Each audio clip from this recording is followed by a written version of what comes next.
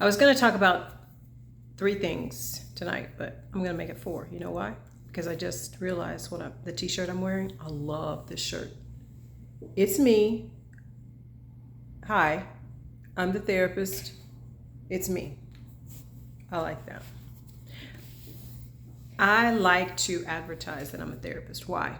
Because I want to help normalize mental health counseling, and that we all need it. We can all benefit from it, in my opinion. If you've had a bad therapist, move on. Find somebody else. Find someone else that you connect with. So I like advertising. And some of my friends, sometimes if they're therapists and I'm traveling with them, I'm going to have on a hoodie, a sweatshirt, something that talks about counseling. Mental health matters. I like wearing those. Anyway, that's not what I am on here to talk about. Some observations about today. Some things that just kind of stuck with me. One is when you say, "Can I be honest?" My brain immediately says, okay, all these other times you have not been honest with me. I cannot trust what you're saying. That's what I am naturally, my brain is just going to naturally go to. Can I be honest? Just, gotta tell you this. Let me say this. Can I be honest? Just can make someone doubt that the rest of the conversations have been dishonest. Just my thought. Second thing today. Don't expect them to change. Don't expect them to change. Pertains to relationships. Can go into a relationship and think, oh, well, I can change him, I can change her. It's not. The change is going to have to come with you, which reminds me of some information that I shared with someone and said, if you are sober and they are not sober, I said, that's a runaway train. That is a runaway train. And I said, actually, you know what? You should look up some videos on runaway trains and see what happens. Look at what happens. Let your brain and body make those connections as to what happens with a runaway train. It's going to crash. And I said, each time you get on that train, you're on a runaway train. And if you have other important people in your life, guess what? You're taking them on a runaway train too. So if someone is sober and someone is not sober, you're voluntarily getting on that runaway train. So that can really apply to other situations too. I can't think of any right now, but it does.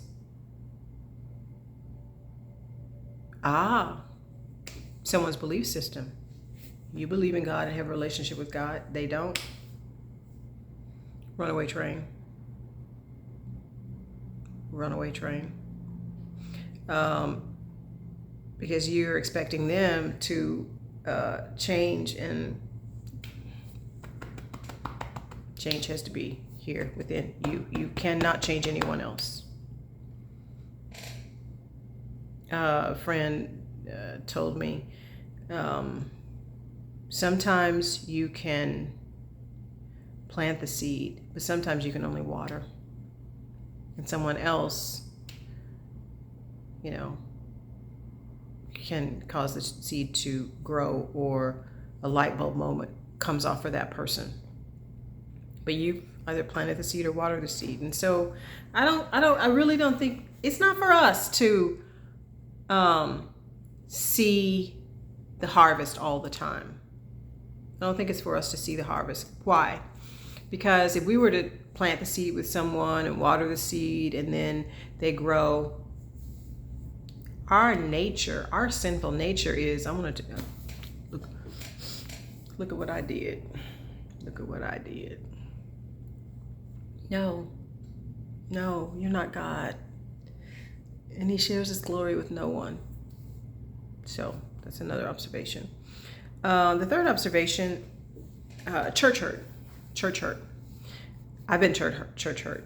I think I handle it in a really good way. I went and met with the pastors, and said what my concern was when I was going through a divorce and just not feeling the support from my congregation church I grew up in.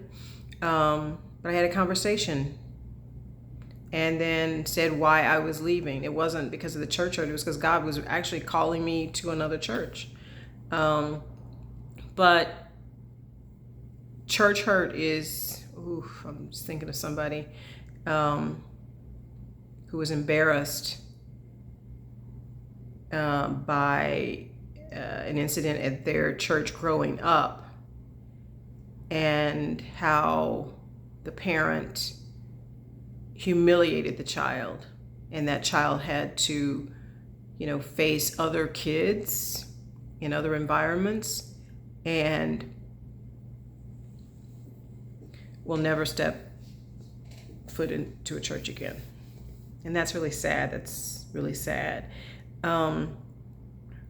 So when there is church hurt, and it could be something really small, I think it would be good to go and have a meeting with someone there, because people become so easily offended with God. An example that was given to me today is, if you're mad at McDonald's, you're still going to go back. If you're mad at somebody at work, you're still going to go back. But you get mad at somebody at church and you keep your butt at home. That's pitiful. It's pitiful.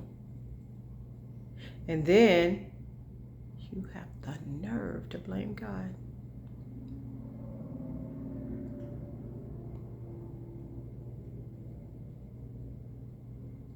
It's not God. It's you being used by Satan, the enemy, to project this church hurt and carry it around. And let me just tell you, which I've told you before in some variation of it, if you don't correct the behavior, if you don't address the trigger, it's going to keep showing up. It is going to keep showing up in different ways throughout your life. It's going to keep showing up. I help clients make those connections all the time. So, get up, go to church, and stop blaming people for something that happened. They're human. Have a conversation. Address it like an adult. Because if you don't, like I said, it's going to continue to show up. And not only that, it's going to show up in your body. It's going to show up in your body and your nervous system. Just wanted to share my thoughts for today.